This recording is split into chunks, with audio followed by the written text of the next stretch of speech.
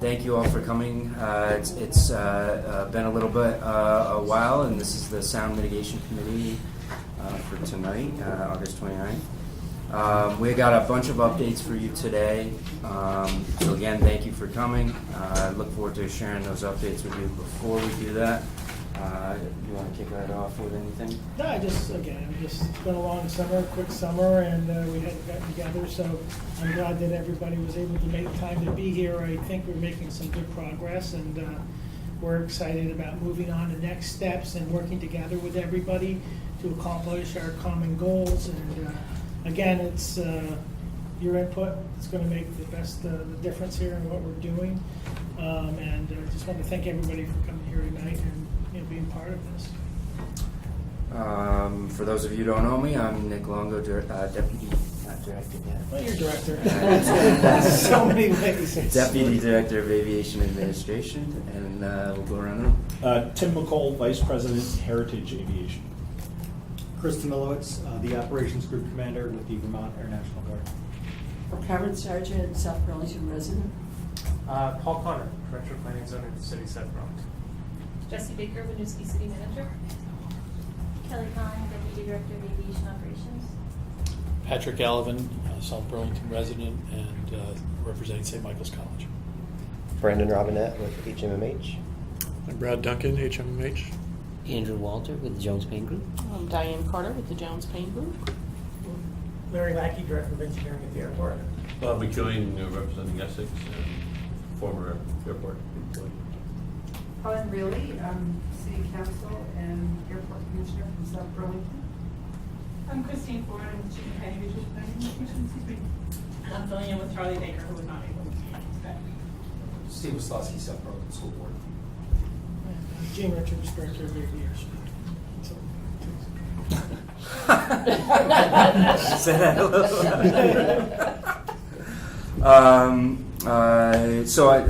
Thank you again for coming. This is our agenda. If you haven't picked one up, there's one outside. We can hand them out as well.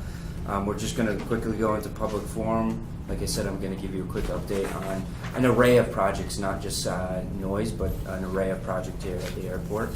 I would like to touch real quickly on the Chamberlain School and what we've accomplished over the last couple of weeks and what that looks like moving forward. And then the brunt of the conversation tonight is really a dialogue with what the easements look like as part of these sound mitigation programs, and Diane will take that off, kick off that discussions, and then we'll just, I'm hoping that tonight's more of a dialogue back and forth on both the easements and whatever does pop up with you all. So real quickly, I don't see any members of the public, but I'm just going to open up public forum and comment period if anybody would like to speak. Seeing none. So we have a lot of exciting news from smaller on the scale, but really large in our hearts. We just are completing some garage maintenance, which we're now doing every single year. So you might have noticed some of the spots shut down in the garage, but that's opening up next week, and you'll see that rotating as normal maintenance throughout the garage. Even better in the news, and you might have even heard a nice familiar voice as you walked or as you drove into the garage. We have brand new hardware driving into the garage, and that voice is mine. So that was a really long process, a great collaboration, about $1 million capital project that we instituted. Good morning, or good afternoon, geez. So that's new hardware and software throughout the garage. Taxiway Golf. This is about a $14 million project that we're constructing right now. We're weeks away from finishing, 7 weeks away from finishing. Isn't that allowed in? Yeah. Sorry. Drink to that. No, we saw you Brand. Nothing better than a straight message.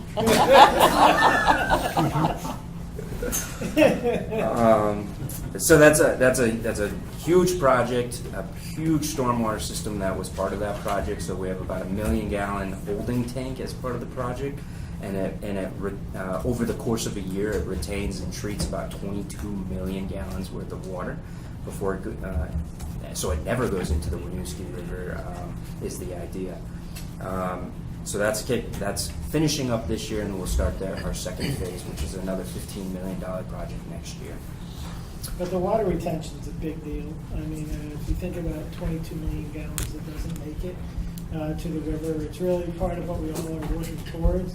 And to have less input into our lake, and this is our portion, and that's only that portion of the runway. We do it at different things at different parts of the runway, but at 22 million gallons now with this new system, that won't make it. So we're pretty excited about that.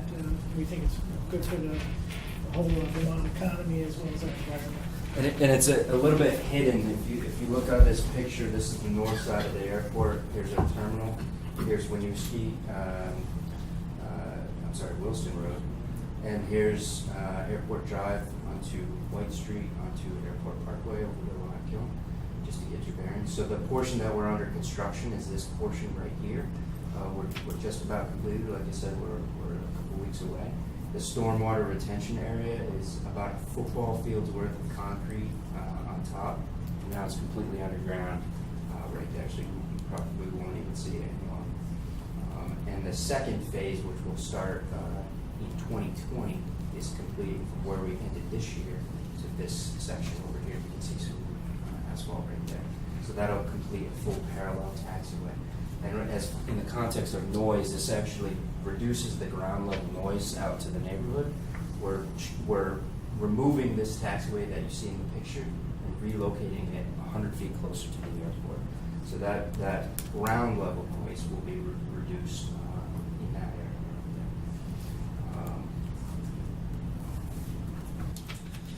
area. I think we touched base on it last time, and I'll finish up with construction real quick. We received about $10 million worth of grant funding this year for our terminal apron, or our parking positions for the commercial aircraft. So that will kick off in April, continue all through next summer, and then we'll continue into 2020 as well. So most of it is all this side.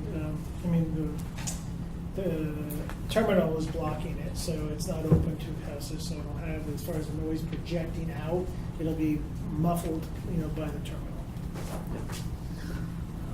And then I mentioned maybe in previous committee meetings, we're kicking off a master planning committee. Some of you have seen some requests to join another committee. It's called our Regional Advisory Committee.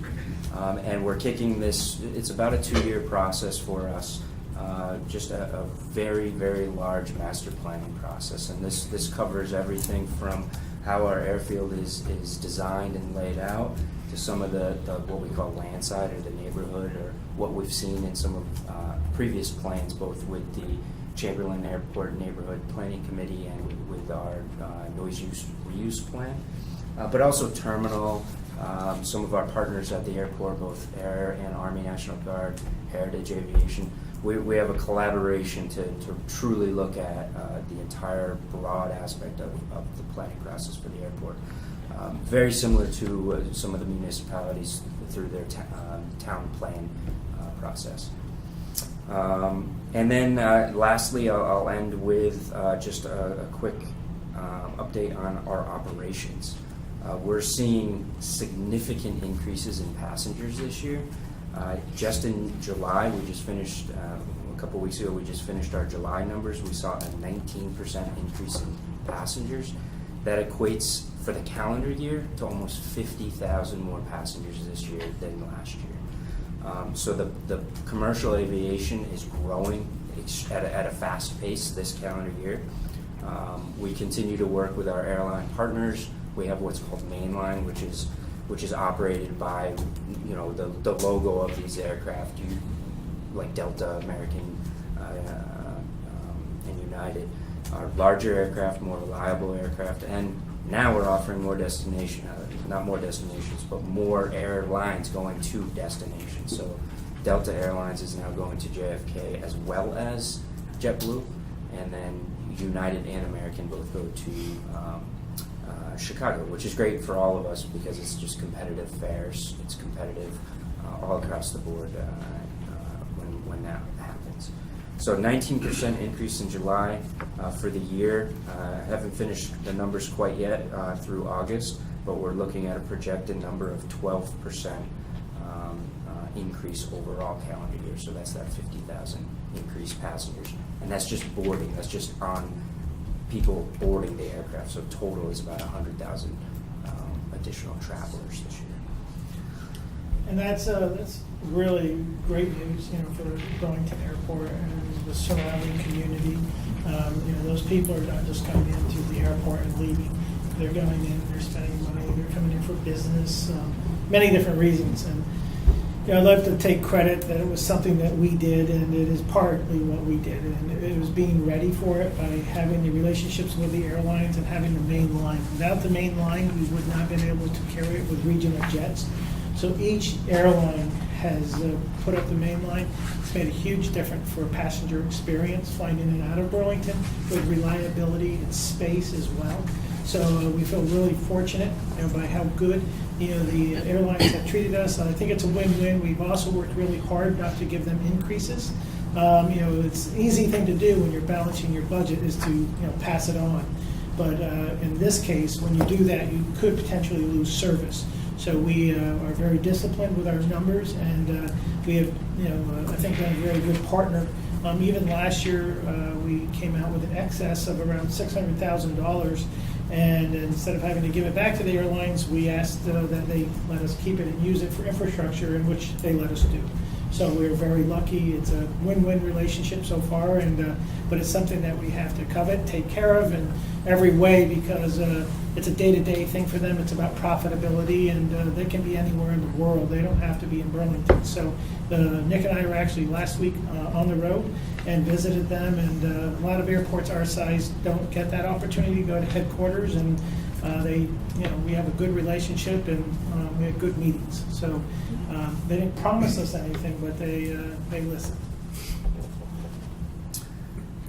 Great. That's all I have for projects update. Before I move on, any questions? Anything I can answer about that? Nick, are you going to give an update about the noise mapping and all that I stuff am. later in the agenda? For sure. Yes. So what I'll do is I'll touch base on Chamberlain, and then I'm going to go right into upcoming schedule for the noise, for the technical advisory committee for the noise program, which would include the update to the noise exposure map. Do you mind if I jump in before you get into the Chamberlain too much? I want to just compliment Dave, on your efforts. The superintendent worked very hard with the airport, with the FAA, to get the results that we had today. He was extremely diligent. Kevin was as well, to make sure that we got everything that we could get from the FAA to see and evaluate the school. And so the partnership worked really well, and is still working well. And I just wanted to say thank you for being diligent, both of you, and I think the results will be, and I think what we're getting from the FAA, the results have been good, at least what I hear when we meet with them. So thank you. Yeah, I'll echo that too. You and your staff have been awesome. I know Andrew was on site with Jones Payne Group and HMMH staff. So it worked out well before the school season started. For those of you that don't know, we were able to work with David, go into the school with HMMH and do the acoustical testing of the Chamberlain School per FAA regulations. And what the next step is, and that was completed 2 weeks ago on August 17th. The next step is to write the report, and correct me if I'm wrong, write the report so that we can all share it amongst the groups and the public, and of course with South Burlington and the school board and the superintendent, of course. The hope is from that report, I always have to put the little caveat, if eligible. From that report, we're hoping to submit an immediate, design the construction efforts to make sure that everything that needs to go into the school to reduce those interior noise levels are completed immediately this calendar year, and move forward with a grant application for construction of that work. Our deadline at the latest is May 2019, which sets us up great for construction during the summer months of that school. And the good news is, because of Nick's hard work and the team here, is when we met with the FAA, was it last week or this week? Yesterday. Jesus. They know, they're very familiar with the Chamberlain School. And it's part of their vocabulary, and I also believe it's part of their solutions. So, the meetings that we've been having have been, for me, instead of being able to say we can't do anything, people are talking about it. So that's really what needs to be happening here, is they need to be talking and doing whatever they're able to do. And that's what I'm hearing right now, is that, things are being worked out. And I think we all can relate. It all comes down to funding, and what the FAA told us, and what we're planning on as part of our required capital plan with the FAA is not only a program and funding for specifically the Chamberlain School, but every year for long-term funding for this community for noise mitigation. And that one of the meeting yesterday was about our capital plan over the next 5 to 10 years. And that's exactly what we talked about, is long-term commitment from the FAA for funding annually for noise mitigation.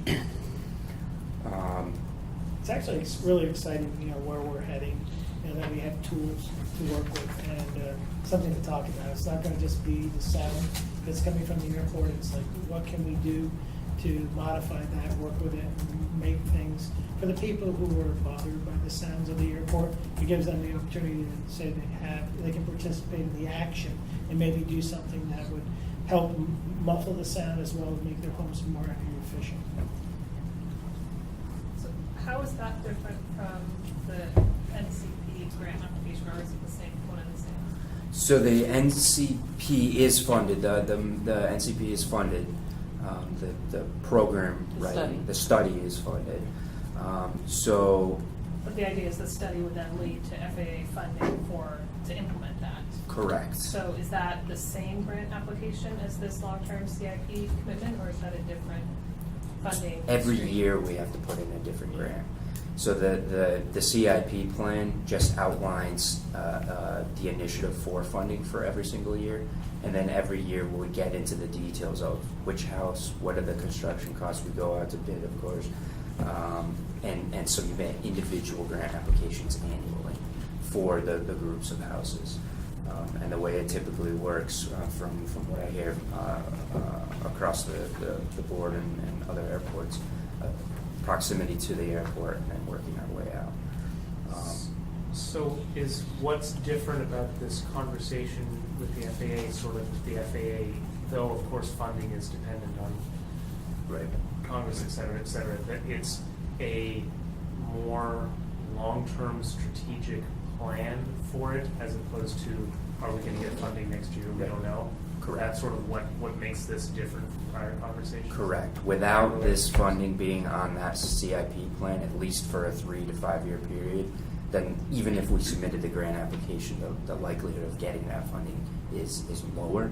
So now that we have had commitment with the FAA annually across the board over 7 to 10 years, I can't remember exactly, on our plan, we're higher priority on getting that funding. It's programmed now into the FAA. And were the buyouts programmed in previously? Say that again. It's the buyout program. Were the buyouts programmed into a CIP similarly? Yes, correct. Okay, so Yes. this is a similar commitment, but Correct. towards Sound non-buyout. mitigating, towards insulation or some of our NCP measures that we've been talking about in the TAC meeting. Richard Doucette has been exceptional, communicating, collaborating with us on making sure that what we've been talking about in the TAC meetings, the sales assistance, purchase assurance, and of course sound insulation, is part of this long-term CIP funding. Nick, one thing on the sound testing, that happened, there's been a lot of confusion around what was going on in sound testing when they did it. They came for the 2 days, and it wasn't actually assessing airport noise, in other words, traffic. It was speaker generated measurements. So a lot of the communities have been like, oh, they did the testing, were they doing it at the time when traffic was flying, see. blah, blah, blah. But basically, they put a speaker outside our classroom. Yep. They measured the sound, kind of like high, just like speaker sound only. Yeah. And they measured outside and inside, and they did that all. And from my understanding, and jump in, is they're actually testing the construction of the building to make sure the reduction of noise. And my understanding, again, is looking at the difference between outside You and got it. inside, Correct. based on kind of the current structure of the facility. But there's been a lot of people saying, oh, was it, did it capture, airport traffic moving and going, or air guard? That's not what that testing did. So Noise reduction rating. Correct. Yeah.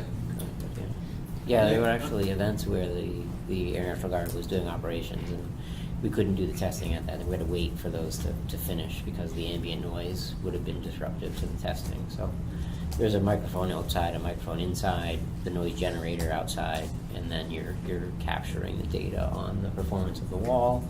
And they also tested specific doors, windows, specific elements as well to help us analyze kind of specifically how we improve the building if we need to. So they collected the data on every single room that would be eligible for improvement if it's needed. just there was been some confusion. Yeah. With factors, that's been circulating around. So Yeah. I'm sure this group probably is pretty knowledgeable about that. But And as much as it's really not confusion, it's just not understanding. Yeah. Was that done with a sweep or a single frequency? It's the inside. If you want to answer that. It was the It's a inside, sweep. outside? Inside is a sweep. Yeah. Inside was a sweep. Correct. So you're going to generate a sweep noise and then measure it from the inside. The outside noise is a pink noise source. So it's equal energy over frequency. Basically sounds like static. I understand. Yeah. Okay, so that's what you guys did.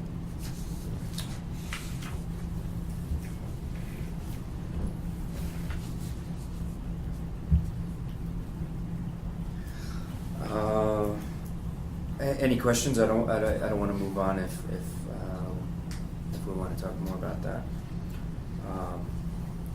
Do you want to skip the NEM and go right on?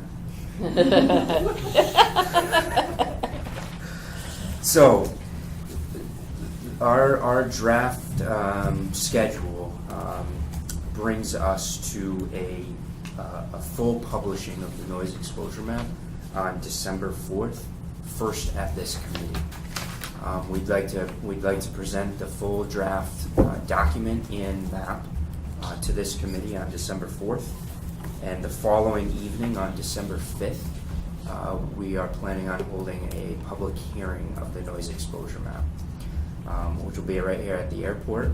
And now, in the meantime, before this December 4th meeting, as soon as we see the draft document itself and the draft noise exposure maps itself, we'd like to sit down with individual members of the committee and municipality leadership and schools one-on-one to show you the map and get your feedback and go through the map essentially one-on-one with the members of the committee and those that are not here, including surrounding municipalities. That was what was requested from some of the municipalities, is that we have those meetings with the municipalities before we have it publicly, so that they're able to answer questions intelligently and be involved, with the beginning process, rather than just going down and getting ahead of it. So we're honoring that, which is brilliant. From that December 5th public hearing, that, like I said, that'll be a large public meeting here at the airport. That'll kick off an approximate 45-day to 60-day public comment period, moving into January. So from that comment period, we go through, we accept written comments, we accept, we want to make sure that everybody has an opportunity to ask questions and comment on the draft documentation. And will you be putting those comments on the website like we did last time, so everybody's able to review them? But yeah, exactly. We're planning on doing something similar, and we'd be open to suggestions. What we did last time was we compiled all of the comments into a very large Excel format with some of the more frequently asked questions at the top, if you will. And then we were able to answer each one and reference the document where appropriate. So that's exactly what we're going to do, and then add it to our website, add it to the airport website, to the dedicated sound website, and of course share it with the committee and municipalities from there. Jesse, I think you had some concerns last time, like how do we communicate with your community? So if you have some better ways for us to do that, let's talk about it early on, to make sure that we're implementing it, not reacting to it. Because we want to make sure we hit it and get it done. And Kevin, the same with Helen, there's many different forms of communication, and we just want to make sure we get as many people participating in the process. Sometimes it's the same people and not a diverse group, and it'd be really nice that we had a greater number of people that were participating in the process. Yeah, and how to specifically advertise in Winooski, Williston, Essex, and of course South Burlington to get that participation. Can you reiterate the part that you were speaking about of meeting with individual committees, groups, and how you see that fitting in with the public hearing and the TAC meeting? So it's probably 3 to 4 weeks prior to this December 4th date. We would want to set up meetings probably over the course of the end of October through that December 4th meeting with the municipalities themselves individually. So it's very specifically, for example, meeting with you, Jesse, and the mayor to look at the map one-on-one with our consultants. More mid to late November. Mid to late November. And then really going across the whole committee, doing that same thing with South Burlington, with both Kevin and the select board chair, or the city council chair, excuse me, and then whomever, each municipality that way, as well as the Air National Guard, some of our partners at the airport like Heritage, and the school districts as well.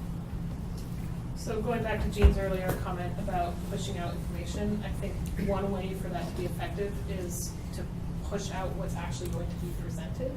You know, I think it would be, and I don't know how you feel about this or if we want to adjust the process to reflect that, but I think it would be more effective in my community if I could say, hypothetically speaking, the noise exposure map is changing, these many parcels in Winooski are impacted, it's contemplated to be in this region, come to the airport to learn more, as opposed to saying there's going to be this grand reveal of the map, and not specifying the degree to which that's going to impact the community. I completely agree, yeah. So if you're concerned about that message getting out ahead of this committee seeing the full draft map, it might be worth putting a little more daylight between this committee meeting and the public hearing. I know that's hard for the consultants. Okay. And maybe this committee isn't as concerned about that word getting out before they've seen the final product. Okay. But I think that's a way to get more people engaged if we can say how it's going to impact them more quickly. Yeah, great. Yeah, that makes a lot of sense. That's good. Yeah, our hope is to put before that. I like the suggestion of putting that space in between, but publishing via an online venue of some sort, the actual document and maps, and then announcing that we're holding this meeting. So there's opportunity to look at this draft and then come to the meeting with questions. Our hope too is we've had a lot of success with what do we call it? Frequently asked questions. Open house type settings. Workshop type settings. And our hope is to really break out the communities and neighborhoods in different areas and different poster boards, so that there's a very zoomed in version of that neighborhood itself, so that it could be very specific one-on-one contact with our consultants and the airport to talk about your house, your parcel, your area right there. And both with Winooski, South Burlington, school district, anybody.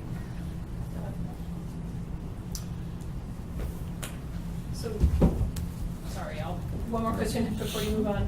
Can you review, one question and one comment. With this new timeline that seems to have a little more certainty on it, you have a really nice schedule on your website about the update. Can you update this just so we can point to it? It'll be updated tomorrow. Perfect. Yeah. And then, given this fine tuning of this schedule, can you walk us through that impact on the MCP application and then the grant funding dollars potentially coming in as a result? Yep, absolutely. So with the draft map published at that December 4th TAC meeting, or whatever the next TAC meeting will be, when we present the map to you, we'd like to rekindle that conversation about the NCP and those noise measures we've been talking about over the last year or so. So rekindle the sound insulation program, sales assistant purchase assurance, et cetera. So that way, not only do you as the leadership of the community see the map, now you can put the mitigation effort with the map as well. And then we can talk about at this public hearing both of those things. Now it is our intent to hold an additional public hearing for the noise compatibility program as well later in 2019. So now the map will be very well published over probably a good 2 months. And then we can now rekindle the conversation with the community members and the homeowners of what the mitigation measures are going to be for this contour area, so to speak. That's planned to occur in closer to February of next year.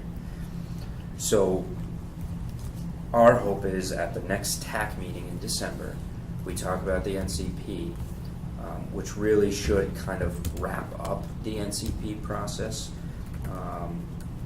Is that the final TAC meeting? No. The final TAC meeting will be January 18th. So December 4th, rekindle the conversation of our TAC. Final TAC meeting on January 18th, and prepare the submission to the FAA from that final TAC meeting, including those noise mitigation measures. FAA has 180 days to review those noise measures. Like Gene said earlier, the FAA has been really attentive to this program right here in Burlington, so we're hoping that 180 days is shrink. Hoping. We don't have much control over how their review process happens.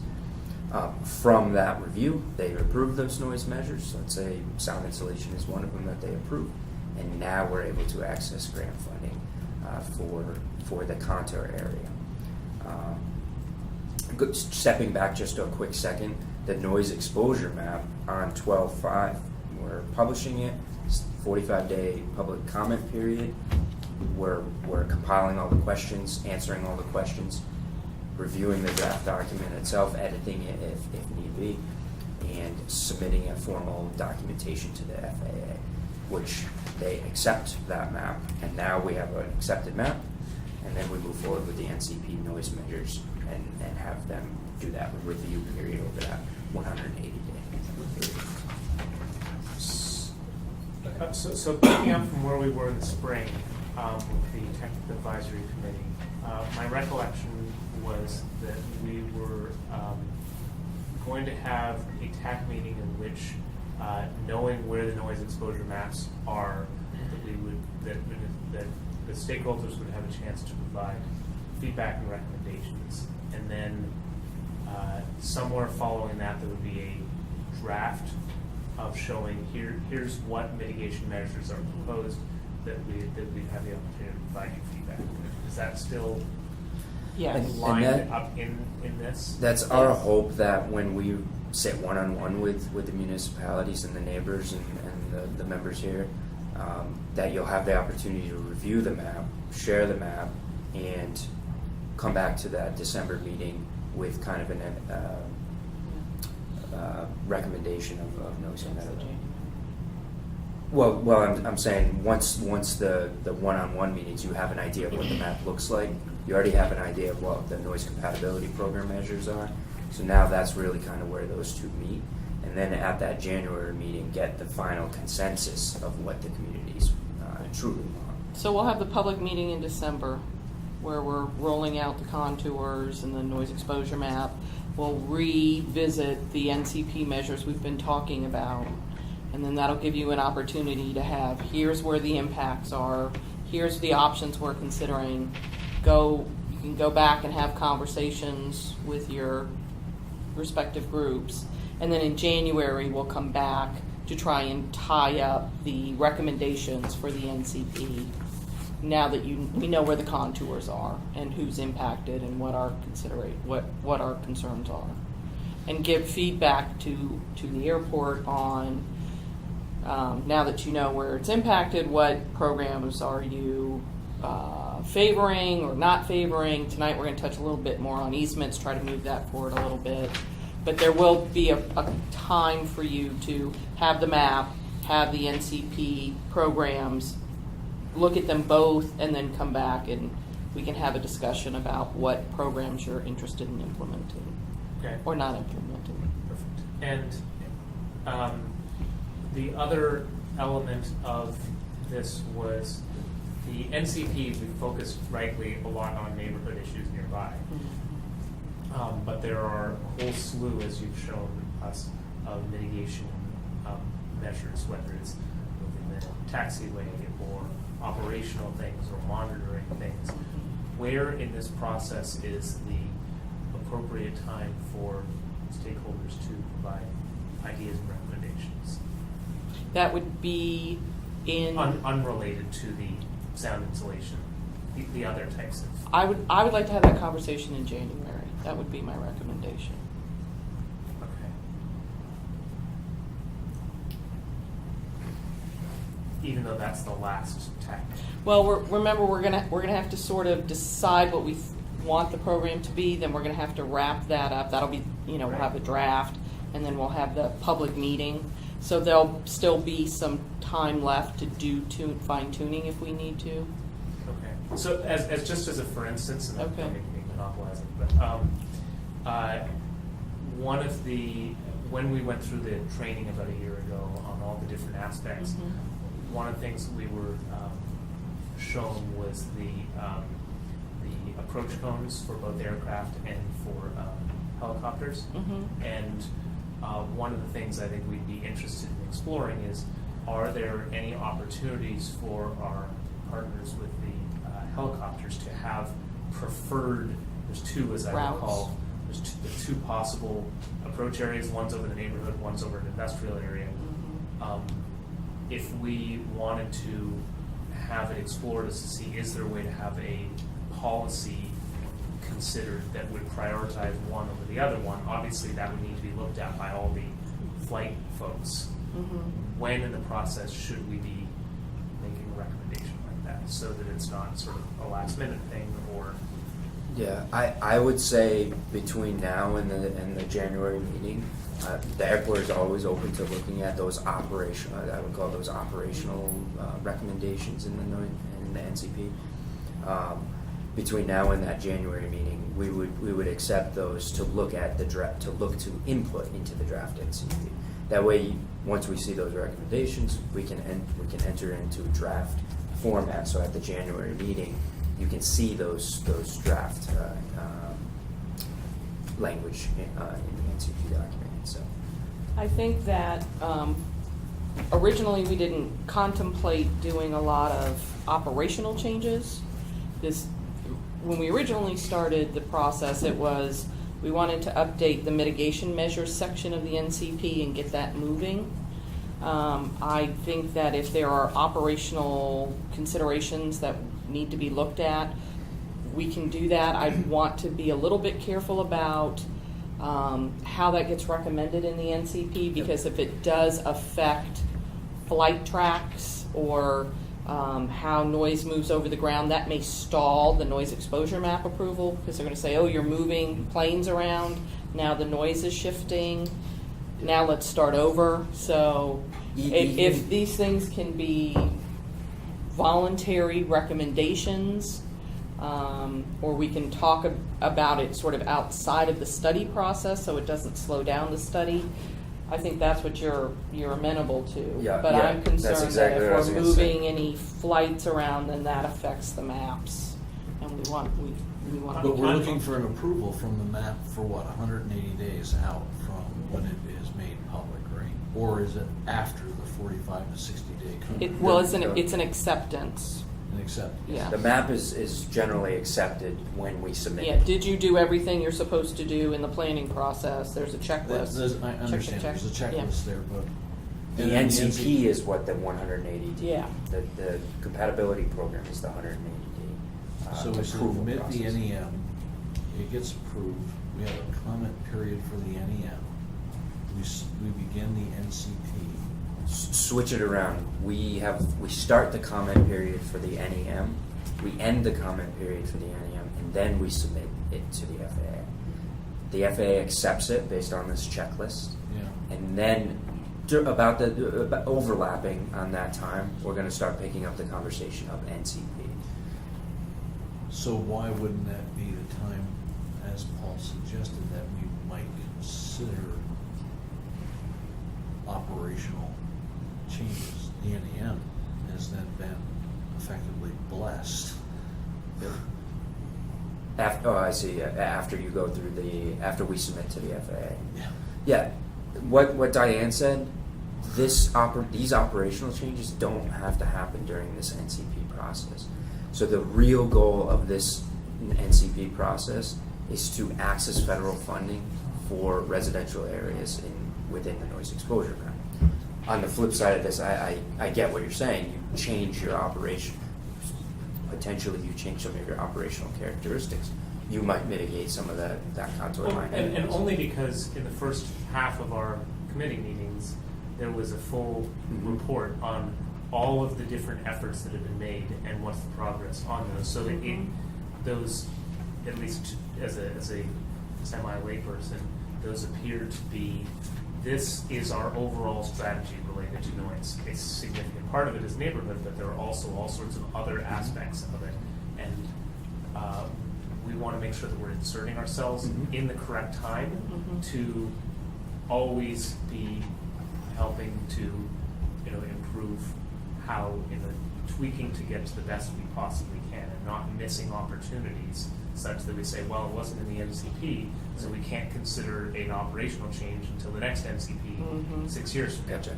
That's what we want to, we don't want to be missing the boat on our opportunities to weigh in and to collectively think about.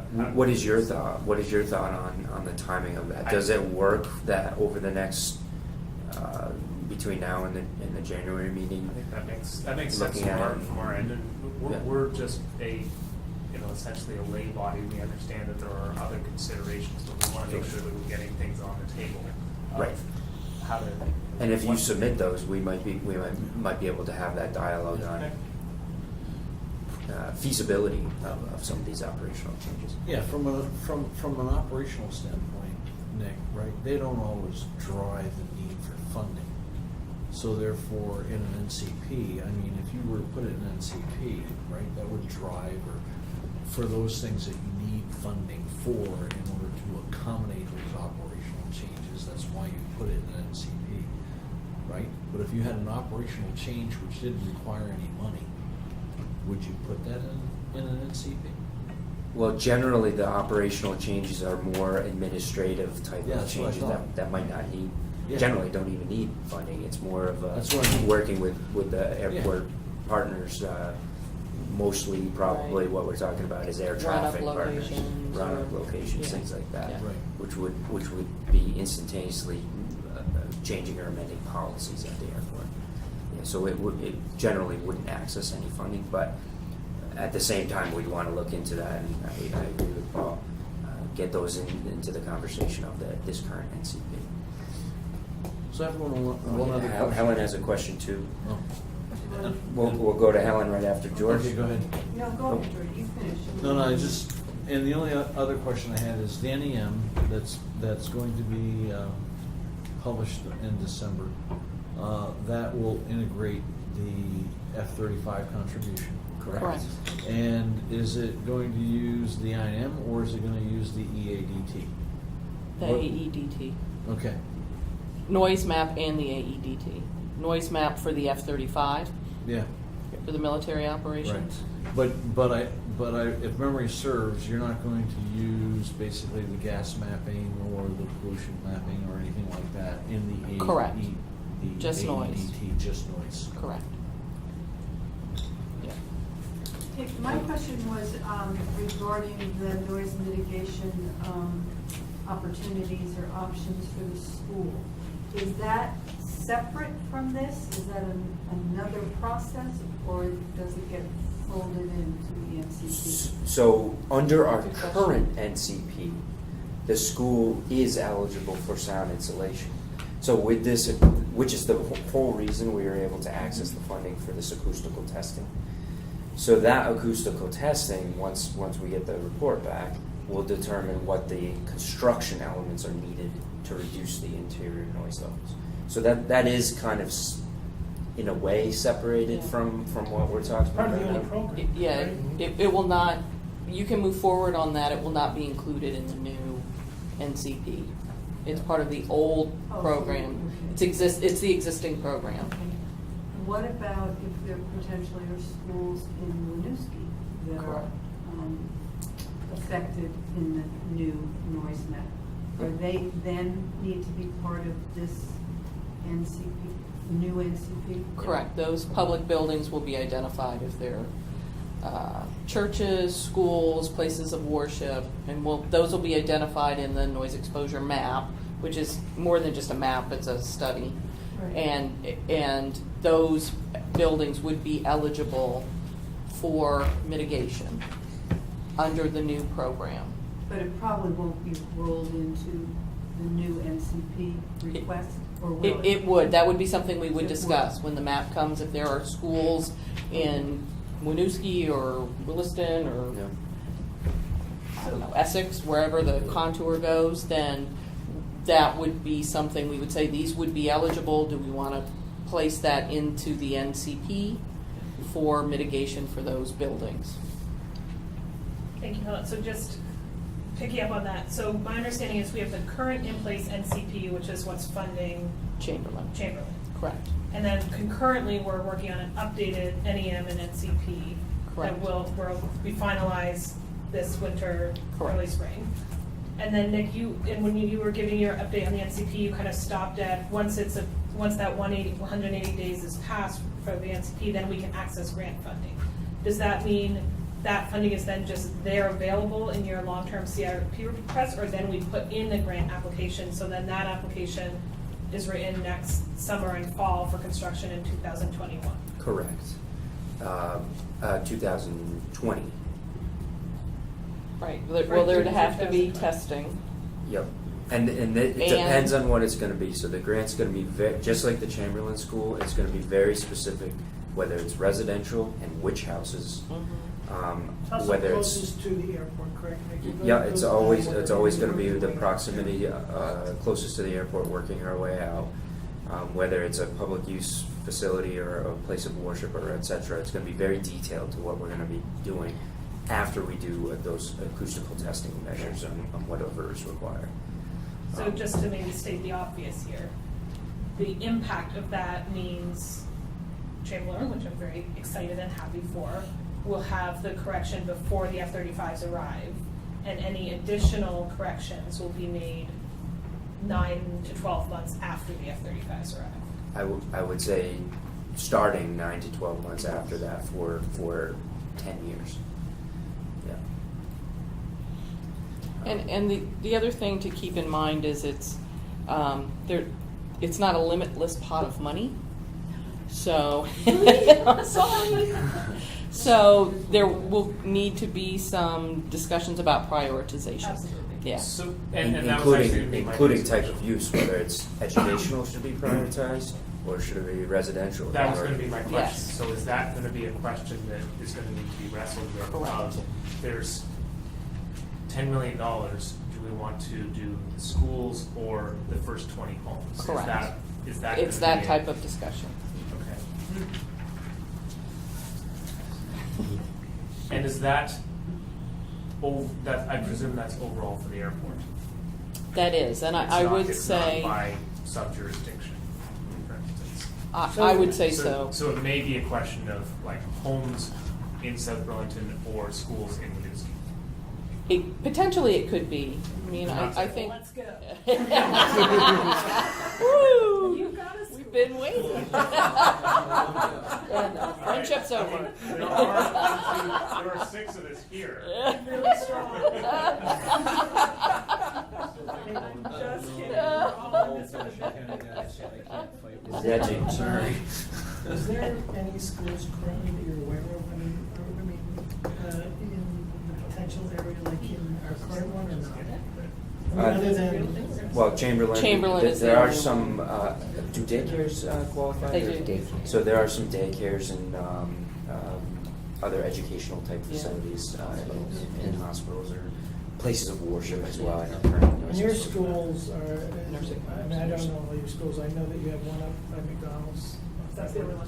Okay. McDonald's, by the way, is in Colchester, not Winooski. Oh, sorry.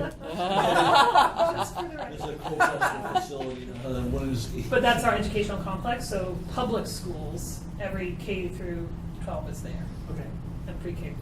so that's the area that you're most sensitive to, is what you're thinking. And the private schools like St. Francis probably don't count.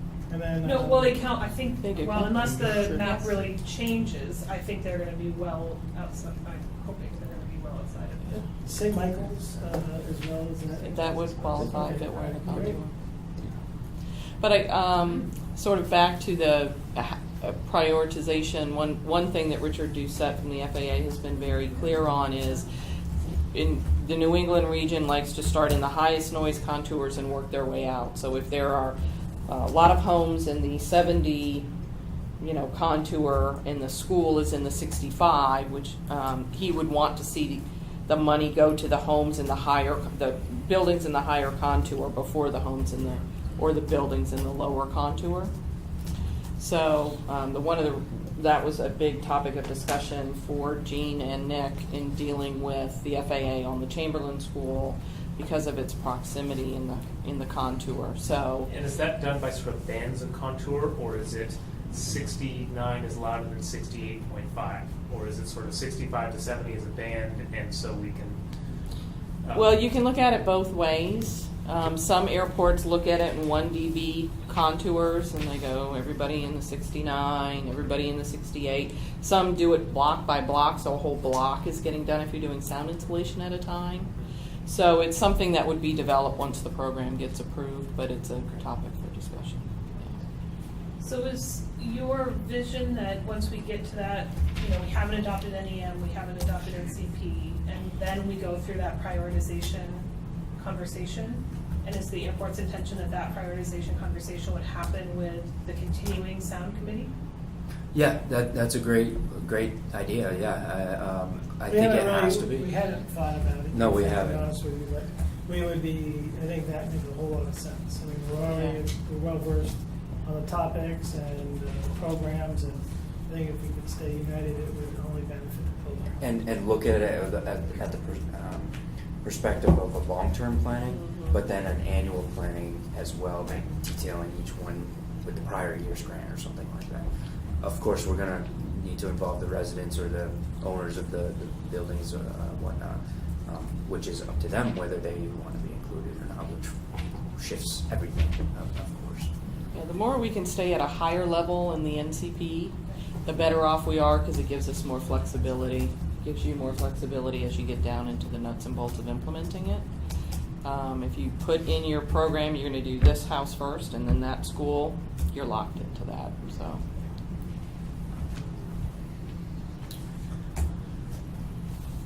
That's all I really had on the on those topics.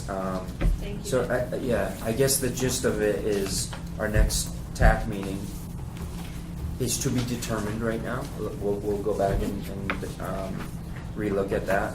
But the public early December, but the public hearing tentatively is going to be scheduled for December 5th here at the airport to first publish the noise exposure map.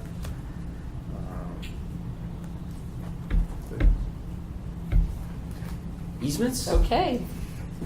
Anybody have any other questions on the NCP? So I sent out, and I apologize that the email didn't go through as early as I thought it had. Just in terms of, I know we've been talking a lot about easements. I wanted to provide some more detailed information to you about easements. And I'll remind everybody that easements are going to be required if there is a sales assistance or a purchase assurance transaction, and is not required for sound insulation, but can be required. The airport can require it in their Part 150 if they'd like to. So I provided to you in the handout some information about where the FAA language is regarding easements, and it's primarily located in the advisory circular that deals with the acquisition of homes or land, and talks about giving up all the rights associated with any impacts from the airport. And so in talking with the airport and hearing the concerns of the community and the committee, we wanted to put a little bit of more meat on the bone for you to be looking at and thinking about in terms of what two possible easements could look like. The first easement we gave you was the one that's used in the New England region. This is the one that Andrew, who runs our New Haven, Connecticut program and our Rhode Island program, this is the easement that they use there. This is the easement that the FAA is familiar with, and it's one we've provided to you previously. The second easement that we gave you is one that would be for noise only. So this would be the alternative suggestion to you to think about in terms of if an easement is required, are we comfortable with this language? And we're recommending two changes to the easement. One, that it's noise only, so it's taking away any of the language that deals with the obstructions, the emissions, the light, that type of thing. We also put in basically a circuit breaker language that says not only is it noise only, but if the noise level increases by 3 decibels DNL, as depicted on a future map, then the easement becomes null and void.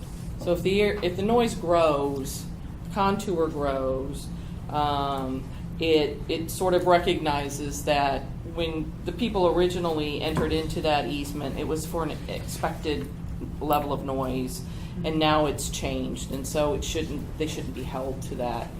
3 decibels of noise is sort of a perceived doubling of noise. It's a part of the way people hear noise, and so that's why we picked 3 dB. The number could be any number that you wanted to pick, but we were wanting to know, get some feedback on how people felt about this second easement. Does it sit well with them? Are there concerns or suggestions that you'd like to see? We're not asking anybody to make any decisions tonight because we know we're still waiting for the contour to come out. But just sort of in terms of the actual physical document, what people's impressions were.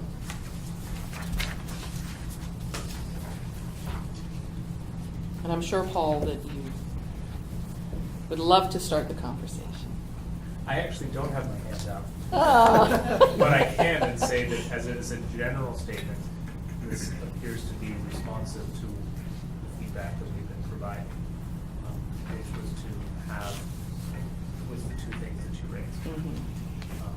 So that's, yeah. Okay, good. Anybody else have any thoughts or comments about this? I have a quick question. I'm, on behalf of the school district, the school district property is owned by the community, the electorate. So any sort of an easement on a municipal property, I would say, is questionable. Correct. And would have to go through a very different process. Correct. So, and I would not be inclined to, walk into an agreement like that, given, if we accept the dollars to make soundproofing or improvements, as we're talking about, and to sign off on that for individuals that may proceed, school boards that may proceed, and have the electorate be able to do that. So I don't know what the general rule of thumb is around municipalities or schools with an easement like that? I don't know Yeah. what We'll happens. look for a precedent and see if there is one. If not, we'll certainly hear you out and we'll, proceed and get impact, get advice from the FAA. And I think that there are many discussion points to be had. At least, when Nick and I were at this noise conference that we went to, and there were some folks from different parts of the country in FAA, and I think we had some discussions about this. So I think, we'll certainly look into it and advocate for you in every way that we can. I mean, it's clear, at least what you say in the regulation says it recommends. Correct. But it would be good, to see specific to schools, Mhm. what that recommendation would be and how that's articulated. Yeah, typically, my only experience has been the schools that I've dealt with have been in the jurisdiction that the airport owns. So the airport would never get an easement on its own property. So that's some homework on our part. The way, I'm not an attorney or anything, but just logically, I'm thinking, okay, you have a municipal property or property being owned by one municipality now being subject to an easement, which is a form or an exercise of a taking or eminent domain over that property from another municipality Mhm. or political subdivision. Not quite sure that can happen. So I'm just, it's a question, certainly Sure. my school board would not be, and, it's, our decisions are rendered, through the electorate, right? So I suppose then if an agreement would have to go like this before the electorate for a vote, I would suppose. Because our Dave, I'm property owner optimistic somewhere- it's gonna go well. Yeah. We can talk about that, but No my problem. gut is we're gonna be in good shape. Just a question I had related to. Okay. What is the thinking at this point around, you described in your memo how there are certain circumstances where a navigation easement, for those who choose to access the funds, is required, and in other areas where it's recommended by law. What is the, as I recall, there were some previous discussions around, whether in some cases the jurisdictions themselves place that. Correct. Has there been any further discussion about what the strategy might be here? Yes. So what you're talking about is a landowner that has property that is not going to participate in any one of the forms? No, some of the forms, as I understand it, if a property owner is going to participate, must sign a navigation easement by federal law. Correct. Some of them, it is not required. Which is SIP. Correct. SIP, right? Sound insulation is, Right. the No. airport has the option of requiring it or not requiring it. Right. And your question was, could one jurisdiction require it and one jurisdiction No. not require it? No, my question is, Okay. has there been any thought around, or advancement of the thought around that second question that you raised? Where it's not required, Mhm. whether this jurisdiction, whether it be Burlington International Airport, has given any thought as to what action it may choose to take? No, I don't believe so. Okay. They are looking for input from the affected jurisdictions on how South Burlington or Winooski or Williston or Essex, how they would feel about requiring an easement for sound insulation. And I think that you probably won't be able to answer that until we have a contour and you see what the effect of that is. I mean, I guess as a general statement, I would say that there's probably very few people who want easements on their properties Right. if they don't have to have them. Right. And so I guess not trying to speak for all of our citizens or the residents of those areas, but I think that in order to provide any feedback other than, well, of course we don't want it, would be what is the consequence of feedback saying we don't want it required? Does it mean, because everything else being equal, of course nobody wants an easement on the property. Correct. So I think that in some instances there are jurisdictions where they just like to make it a consistent requirement. If you're going to get noise mitigation, whether it's A, B, or C, you're going to give us an easement, and it makes it an easy process for people. That's one way of looking at it. The other way of looking at it is if you have a neighborhood and houses 1, 3, 5, 7, and 9 have easements because they did sales assistance, and houses 2, 4, 6, 8 don't, is there any perceived bias on those properties? Where some of the homes in the neighborhood have easements and some of the homes in the neighborhood don't. That doesn't affect the homes. There are studies that show it doesn't affect the sale of the homes or the price of the homes. But sometimes people feel that way. And so if that's a concern, would you like to address that issue by requiring an easement for everybody? And if it's a noise only easement, does that make it more palatable? Or an easement with a circuit breaker in it that would remove the easement if the noise increased? And again, an easement is basically a form of an exercise of eminent domain, so if you do that. Well, doesn't it limit, it's pretty clear, if you just do a noise easement, then the other options in the program are off the table. You can't do the sales assistance or purchase assurance. You would have to pick one of the three. As a community? No, as an owner. As an owner. Yes. So whatever programs are approved in the NCP, and say it is those 3 programs, and the homeowner would have their choice of which of the 3 they would want to participate in. So it's possible to have the neighborhood you described, with 2, 3, Correct. 4, and 7 Right. have a noise easement only, Correct. and then the rest of them have a fuller easement because they have chosen sales assistance. No, the easement would be the same. It would be a noise only easement for all 3 programs. That's what, because we're not getting Oh, so you still title. could get sales assistance with a noise only easement? Correct. Okay. Yes, yes. All right. I'm sorry if Right, that so I wasn't think what you clear. were saying is that property 1 could get a sales assistance, purchase assistance, and then they would have a An noise easement. easement. Correct. The neighboring property might choose to do the insulation, Correct. and No easement. there might not be an easement. Correct. And so there'd be 2 side-by-side properties, All right. each of which got help from the FAA, but they have different Okay. restrictions or not restrictions on the On- property. on the property. And property So that's a C might possibility. just sell and buy an easement, period. right? Correct. Which is the few $1,000s. Right. And they just wanted a one-time cash out without an improvement to the home. And that was Correct. one of the discussions we were gonna have at the local level about the housing stock and what, Right. which is sort of separate from the easement. Right. So in the terms of, remember, in purchase assurance and sales assistance, the owner of the property is selling. So you are getting a new owner, someone new into the neighborhood, and that home will have an easement. Sound insulation, the homeowner is theoretically remaining in the home with no easement or with an easement.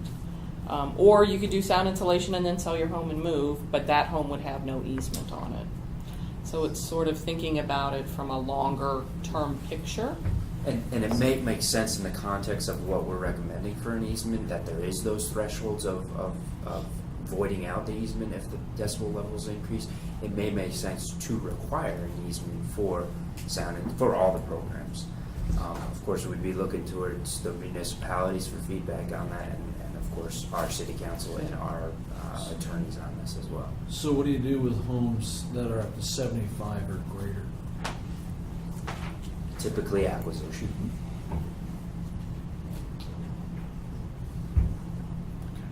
So on that, what I think is kind of that snaggletooth thing that you were laying out of 2, 4, and 6, 1, 3, and 5. Right. I'm assuming, with, obviously for the ones that have the easements, that goes into the land records and That's for correct. future purchasers know. Is there a similar type of documentation that the homeowner gets around the sound mitigation if there isn't an easement in place that they can hand to a potential buyer to say, yes, we've addressed this to this level and this is what this looks like? Well, what typically homeowners get is a warranty book that has a big, it's a big book and it says, here's all the products we installed in your house and here's who you call, for maintenance kind of a thing. But I don't think we give any type of certification. I've never seen that. So maybe this is similar to your question, Jesse. 10 years down the road, homeowners change. Happens all the time, Yep. How do we as You an call airport, Andrew. Yeah, how do we as an airport, or change in administration at the airport, maybe whatever, and them as a new homeowner of the building know that they're no longer qualified for any other of these programs? Is that what you're referring to? So I think that's the operational side of it. I was thinking about the street where you have that one We've been has something insulated, that land we records and haven't. one doesn't. Yeah. And for the one that doesn't, what does the property owner who wants to protect the value of their asset when they sell it, what do they have to show to a prospective buyer to say, yes, I participated in this program, it's been insulated, this is the value you're buying to protect your family from. Yeah. And maybe the warranty. Yeah, I mean, I suppose if you wanted to come up with a little letter or something, the airport could consider doing that, but. Well, there would be but some kind of record at the airport. Correct. There would be a There permit. would be, and there'd also be a determination that the home was insulated to meet the, no more than 45 Right. decibels interior, and that as far as the FAA is concerned, it is satisfied at this time. They So know somebody what could access presumably is. obtain that documentation. Right. I get calls But it probably wouldn't twice a month, and preclude it's, them from participating in other future programs, because there'd be no easement. But it would under this NCP. It wouldn't necessarily under future NCPs, but under this, I think what they was saying is you pick one of three. Yep. So if you've done sound mitigation under this NCP, you couldn't then sell the property and then the new buyer go and do sales assistance. Even Correct. if the noise decibel went up to 3? No, once that happens. That would be it'll a different. So completely it's a separate fault. That's a whole discussion. nother- Yeah. Let's get through this New- process. All right, well, but that's- Let's have that but problem. that's the bailout you have, That's right. so Right. you need to know Right. how it gets That's operationalized. correct. What's Yeah. the threshold for sound insulation to be eligible for additional sound insulation? Is there like a 5 decibel threshold? There isn't. So once You you know, do the sound insulation, Correct. that's it. That's sort of been the FAA stance is, you They- got, you you may slip know, into acquisition. There are only Yeah. thresholds for improvement, from what I understand. You have to at least be able to reduce it a certain amount, but I didn't, but they consider it, once you've been treated, you're done. you're done. So in, Boston, 25 years ago, they replaced windows and somebody calls now and they're like, sorry, we treated you 25 years ago. So, and that's a big discussion in the Unless the airport. decibels went up though, right? No, doesn't Well, they matter. probably didn't have that. No, Maybe it doesn't not matter. a state They, clause. there's a lot of discussion now in the airport community because these programs have been going on for so long. What is the useful life of the products? Are they still effective? Can we, go back and treat people? So that's starting to bubble up quite a bit now, but, But couldn't they re-qualify if, No. let's just say the sound decibels went up by 5? so far the FAA has They not, could- has and the- not and approved the contour any. lines were redrawn so that they wouldn't be able to qualify for another round of. No, that has not been approved. Yeah. No, the So interesting we should- scenario would be to go participate in the sound insulation program to reduce the sound. And then years later, now they're in 75 dBA Yep. weighted DNL, Mhm. which now requires land acquisition. Correct. Yeah. That has So happened. that would be your. Yeah, Sorry. it did happen. And could you say that again, because that's really, that's a really important set of Yes. steps. So David was just asking if there is, let's say you do sound impact, Sound Chamberlain moves insulation. forward, Yep. does sound insulation, and then some future determination pushes that building past the 75 dBDNL. Is it then eligible for purchase? Or It is. Okay. Yes, So once that you're in the has been through- 75, you're eligible, no matter what has happened, you're eligible for acquisition. Okay. But if you're in the 65 and you get sound insulation and now you're in the 70, you don't get more sound It's all in the insulation. mitigation Yeah. realm, but 75 resets the clock. Correct. You get to And I think participate related once to in something each one. You said earlier, you, Nick, you said that generally that's the remedy, anything that's outside or above the 75 dBNL purchase. that an independent, the FAA's funding sort of independent of? What we've heard from the FAA is they're going to prioritize acquisitions because it's the most effective way to remove the incompatible languages. Okay. So yeah, they would prioritize the funding towards acquisition. We're done with our acquisition program.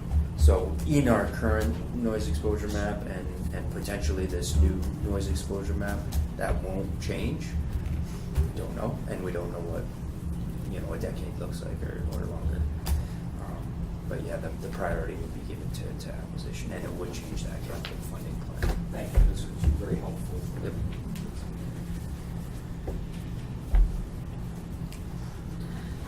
All right. So, a lot to think about, continue to think about. Just ask a quick question. So, Sure. You said that you're done, excuse me, you're done with the acquisition, but if the new noise map shows more properties over 75? We would have to adjust that plan, yes. Yep. Because over 75 acquisition is the only option. That's correct. So hopefully in the next, what is the September, October? 3 months. In the next 3 months, you'll all see the noise exposure map, including ourselves, and then we can talk about if that's the scenario, and then we need to discuss what's the priority with acquisitions, and then move forward with noise compatibility program, or with the noise measures that we just were referring to.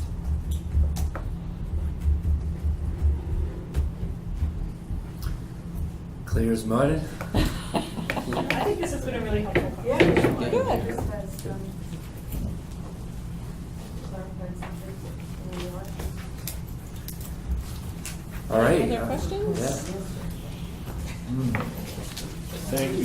Yeah, Thank you. I'm Thank you available for by coming. phone and email anytime, so if there are questions, let me know, and thank you again. And we'll get that revised schedule up on the website, and I'll let you know.